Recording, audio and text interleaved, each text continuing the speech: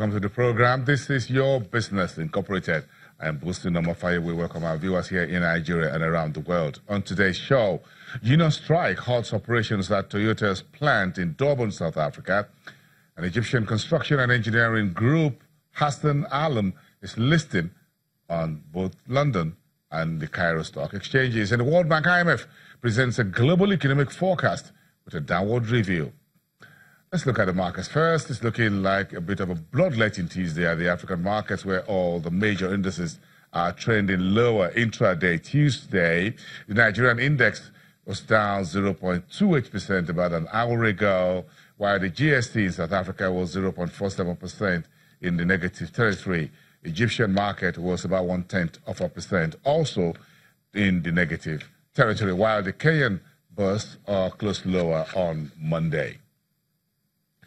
Intraday, market numbers coming from the Middle East are looking good, with the Abu Dhabi, Dubai, and Qatar indices all in positive territory. You can see the Saudi stock market down 0.24%. Abu Dhabi is coming in stronger at 0.34%. All those numbers at about 12 o'clock Nigerian time. That's about an hour and a half ago.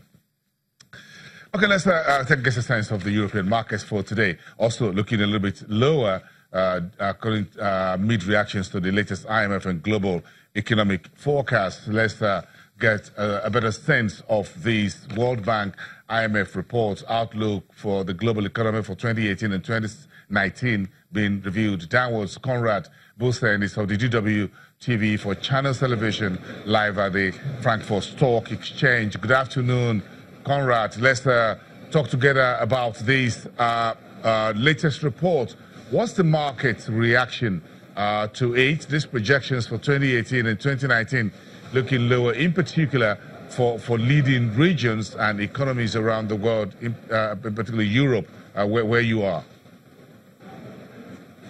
Well, Bosun, first of all, let's check out the German share index DAX. I think it gives a clear response to this IMF downgrade. It's on the downside again, the German share index DAX, that is.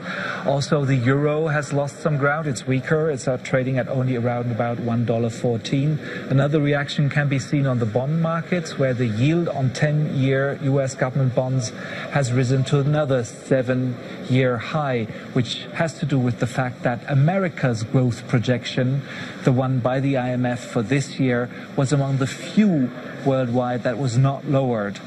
Here in Europe, of course, Germany really sticks out.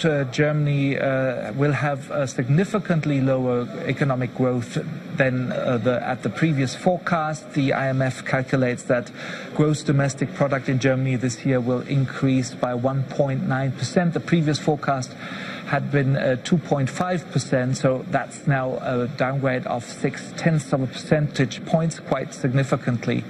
In China, growth is predicted this year to be 6.6%, quite a lot, but still 0.2% lower than the previous forecast. Now, in terms of emerging economies, I'm sure you know that also for Nigeria and also for South Africa, the IMF is a bit less optimistic.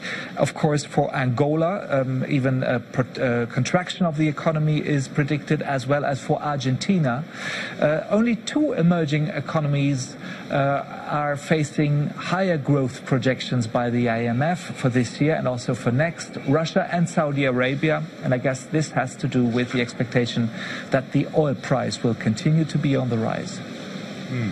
So, Conrad, what do you think world leaders should do? How do you think the reactions should be to this downbeat report, even when Maurice Obstfeld, the IMF chief economist, warned that the world will be poorer and more dangerous?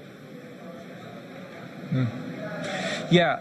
Well, of course, if you talk to people here, most of them globalists, Germany is a country right in the middle of this trade war between the US and China. So, of course, many people here in Germany would like to see some cooperation, a few movements towards each other's by the finance ministers and the central bank governors of all those countries that come together to this meeting in Bali. And I think what we will see are first steps that are being made. You know, a little bit of a weakening of the harsh, contradictory positions that we've seen for so many months.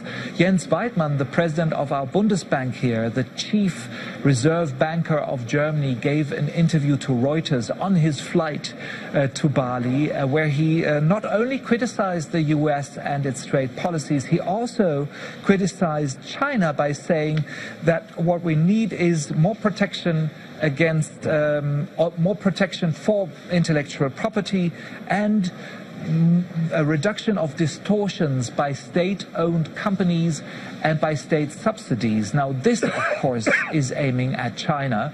As you know, everyone knows that China's economy is the most state-controlled. So we're likely to see conciliatory tones from people like Jens Weidmann and the German delegation. Hopefully, of course, the Americans and the Chinese will listen. Okay, so let's push those big stories aside. But I know Google is also a big story. So if we look at technology right now, Google is making the headlines again. Talk about the data breach, the new products coming through. And the High Court in the UK says it's blocking a mass privacy legal action against these tech giants. So what should investors look out for in all of these headline stories around Google? Well, the first thing that traders looked at this morning was, of course, the share price, and it fell, but not very much, I have to say. Shares in Alphabet, which is the parent company in Google, are down at the moment about 0.2%. Traders explained to me that the data breach, of course, looks big at first sight, but at second sight, only about 500,000 of Google's users have been affected by this data breach. And unlike in the case of Facebook and Cambridge Analytica, it looks like Google did not sell the data of its clients to third parties, which is of course good for Google. What's also good is that this lawsuit in the United Kingdom was called off. You know, this was about allegations that Google had collected data from iPhone users despite the fact that those iPhones had been switched to no surveillance. Last but not least, I think the most important piece of news that you know, traders told me is worth noting in terms of Google today is that Google has pulled out of a $10 billion contract by the Pentagon, which is about cloud computing. Google says that it's not bidding for this large deal because it is afraid that it will not be in line with its artificial intelligence guidelines.